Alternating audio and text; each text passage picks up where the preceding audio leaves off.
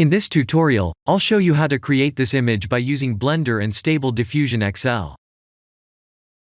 I'll create a plane, rotate it, scale it, and texture paint it like this.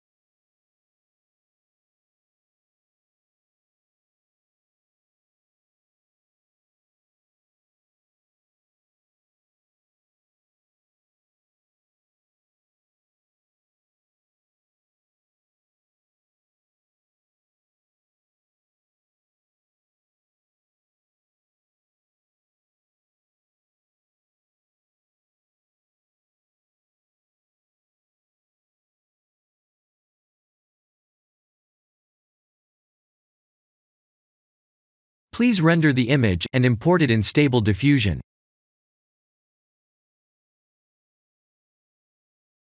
I'll share the full prompts in the description below. Please set the preprocessor to none, and select the correct depth model.